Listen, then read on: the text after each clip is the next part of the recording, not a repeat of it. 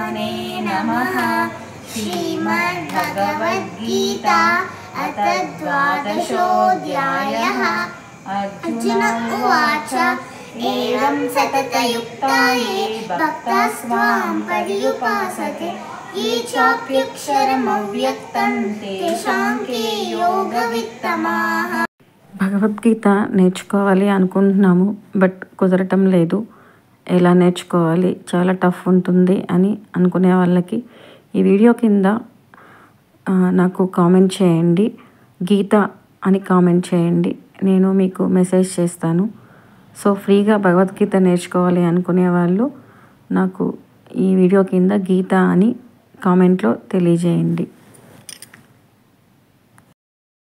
प्राप्नुवन्ति मामेव सर्वभूतहिते रताः क्लेशोऽधिकतरस्तेषाम् अव्यक्तासक्तचेतसाम् अव्यक्ता हि गतिर्दुःखं देहवद्भिरवाप्यते ये तु सर्वाणि कर्माणि मयि सन्न्यस्य मत्पराः अनन्येनैव योगेन मां ध्यायन्त उपासते तेषामहं समुद्धर्ता मृत्युसंसारसागरात् भवामि न चिरात्पादा मय्या वेशितचेतसां मय्येव मन आदत्स्व मयि बुद्धिं निवेशय निवसिष्यसि मय्येव अत ऊर्ध्वन्न संशयः।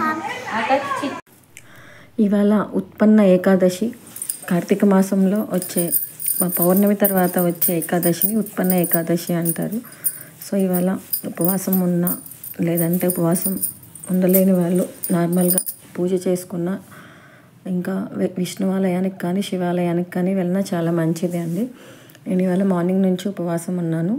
సో మా పాప స్కూల్ నుంచి వచ్చిన తర్వాత భగవద్గీత చదువుదాము అంటే నేను చదవను మమ్మీ, నువ్వు చదువుకో అని చెప్పింది.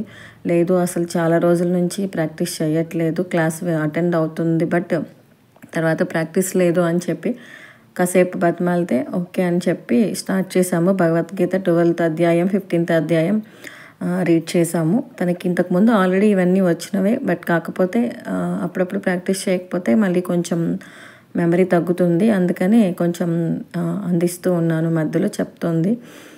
సో భగవద్గీత చదవటం అనేది మనం పూర్వజన్మలో చేసుకున్న సుకృతం అయి ఉంటుంది. ఖచ్చితంగా ఆ వాసన ఉంటేనే భగవద్గీత అనేది మొదలు పెడతారు అనేది నేను చాలామంది చెప్తుంటే విన్నాను. సో ప్రతి ఇంట్లో ప్రతి ఒక్కరికి భగవద్గీత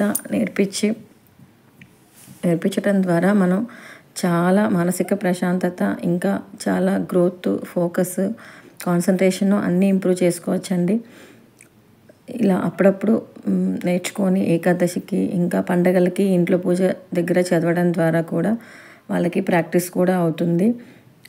సో మీరు మీ పిల్లలకి భగవద్గీత నేర్పించాలి అనుకుంటే అది చాలా పెద్దగా ఉంటుంది, చాలా శ్లోకాస్ ఉంటాయి అని చెప్పి భయపడాల్సిన అవసరం లేదండి. రోజు ఒక శ్లోకంతో మొదలుపెట్టిన కొన్ని రోజులకి భగవద్గీత నేర్చుకున్న తర్వాత ఒక్కొక్క అధ్యాయం పాడటానికి హార్డ్లీ మనకి 5 minutes కూడా పట్టదు. సో అంత ఫాస్ట్గా అయిపోతుంది. కాకపోతే కొంచెం శ్రద్ధ పెట్టాలి. మీరు ఎవరైనా నేర్చుకోవాలి అనుకుంటే నాకు మెసేజ్ చేయండి. Thank you.